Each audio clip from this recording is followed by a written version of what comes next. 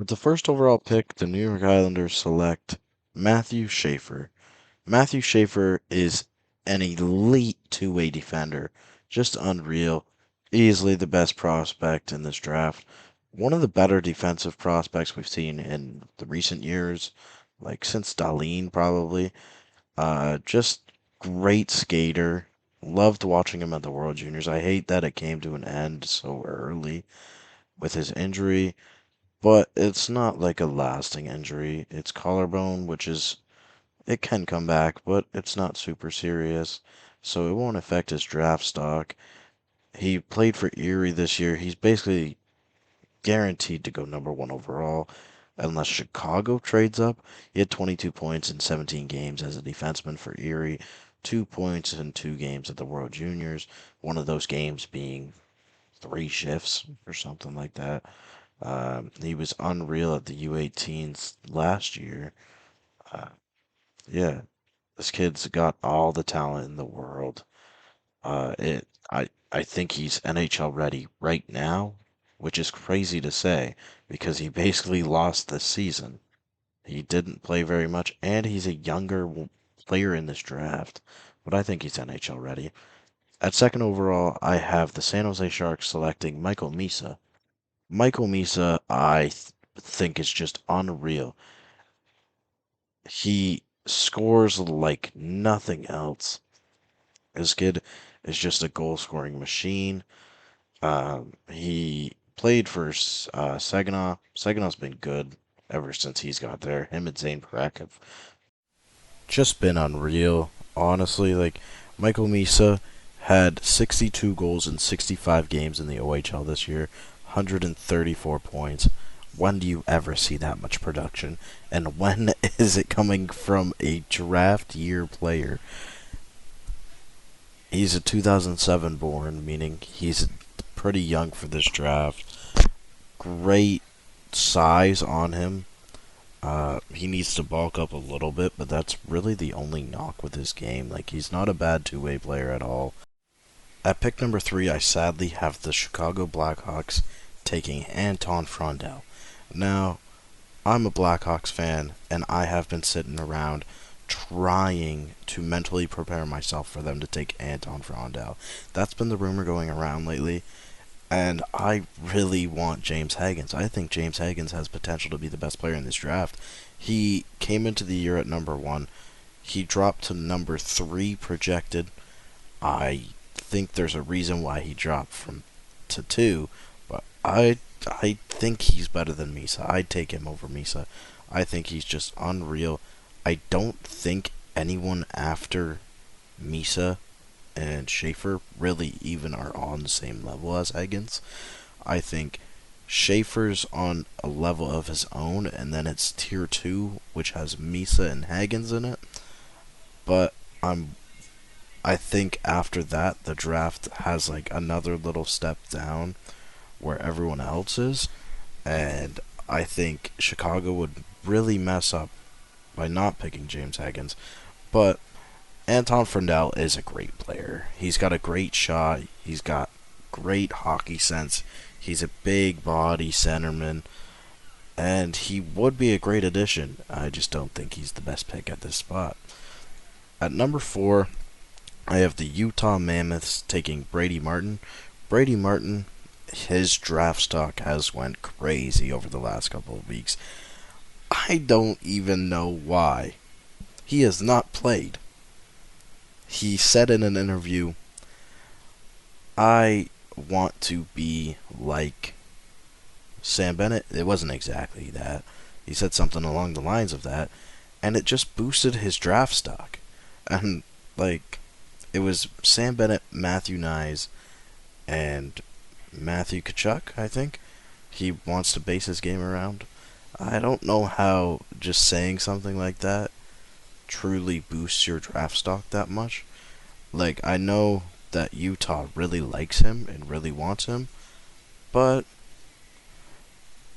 I think that's an off the board pick, and I think you can trade back about 6 spots and get him. I think there's better players on the board. I think there's better players that are the same type of player. There's a Porter Martone on the board. I'm not high on Porter Martone at all, but I think Porter Martone is much better than Brady Martin. At 5, I had the Predators taking the previously mentioned Porter Martone. Porter Martone, I'm not as high on as a lot of other people are here. I think Porter Martone's going to be a great player. I think his big body is just built for the NHL. A lot of people are comparing him to the Kachucks and saying he's going to be just like a third Kachuk brother. I don't think so. I think he's going to be a middle six winger. He's going to have his moments. He's going to have his flashes. But I just don't see a star in Porter Martone. I see a great NHL player with a lot of longevity in his career. But I just don't think that this guy is built to be an NHL superstar. His skating's just not good enough. His skating held him back slightly in the OHL. Like, what is it going to do when he gets to the NHL? He did have 37 goals, 98 points in 57 games, but so did a guy like Quinton Byfield. Like, those are similar numbers to what he put up, and Quinton Byfield missed more time in his draft year. He looked pretty bad at the World Juniors. Like, that's what's really holding me back here, because you can play very good at the OHL level, and you can just falter out at a higher competition level. But when you play at the World Juniors, you're playing against that higher competition level. So if you go there and you get minutes and you don't perform, that means you're just not at that top level like it looked like you were when you were in the OHL. I think Porter Martone, I think Nashville would develop him nicely, and it would be one of the better spots for him to go. But I don't see a star coming out of there. At 6th overall, I have the Philadelphia Flyers selecting Jake O'Brien. Jake O'Brien didn't come into the year as this big, oh, he's going top 5, he's going top 10. He was more of like a mid-first round pick, maybe a little bit later on. But he has really just lit up the OHL this year. He's played unreal. He's got such this offensive confidence and skill. It's unreal to see out of a draft year prospect. He definitely outperformed every other forward on Brampton who was other than Nick Lardis, but he shined in a stacked team, and I think that's very hard to do as such a young kid. He had 32 goals, 98 points, just an unreal season for him. He's just got this elite vision, and it's just boosted him up the ranks so much. He started the year around 15 to 25, and now he's right around 10.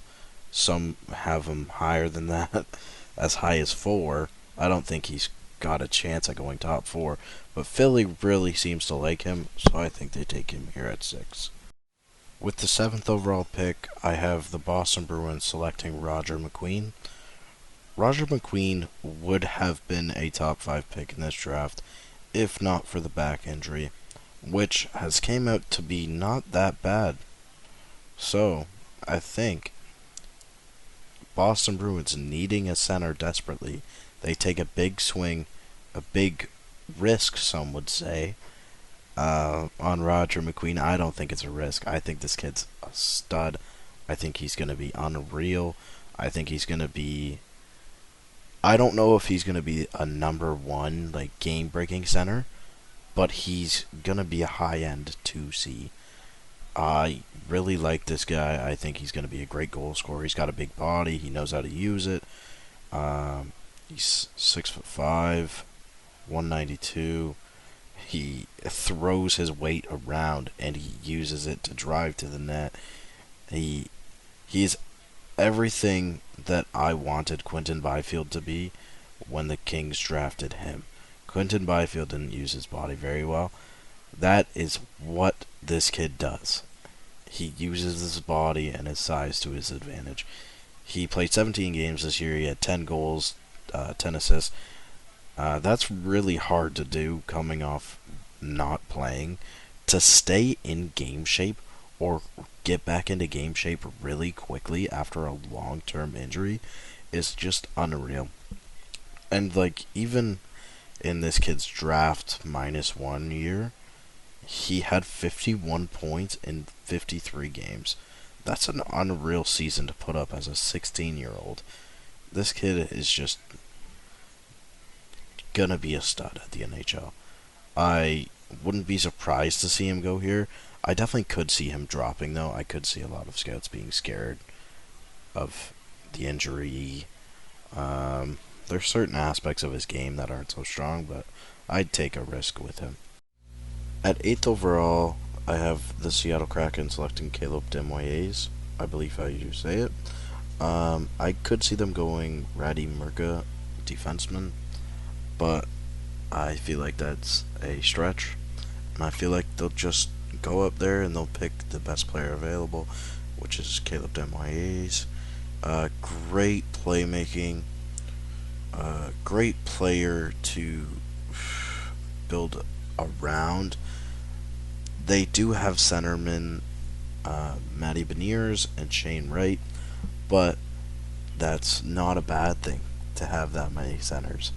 I do think that they make a trade to try and get another pick to get a defenseman, a top-tier defenseman in this draft. But maybe they go elsewhere. Maybe they go for an RFA defenseman such as Noah Dobson, because I feel after Schaefer, the defense in this draft is not too strong. I feel like the only reason that there is defense ranked in the top 15 is because they're defensemen. I feel like Radim Murka is not that great. I feel like a guy like there is 2 other defensemen ranked in the top 15, and I just don't see much in them. Henry Brustevich is a great defenseman, but you don't want to take him in the first 25 picks, probably. Maybe they go after a guy like that. But yeah, I think they go with Desmoyes. 84 points, 35 goals in 56 games. He had an unreal playoffs where he just torched the league. He had 30 points in 19 games. He took over and carried his team, Moncton, to the Memorial Cup. I definitely could see him going as high as 3, but I also could see him going here at 8. This is going to be it for the video. I hope you guys enjoyed. If you guys do like this, I will bring out a part 2 where I go over the next 8 picks. The next 8 picks should be more interesting because it'll be not the top guys. In a way, that's more interesting just because it's more random. But yeah, I hope you guys enjoyed. Probably nobody's still here at the end. This is quite a long draft video. See you later.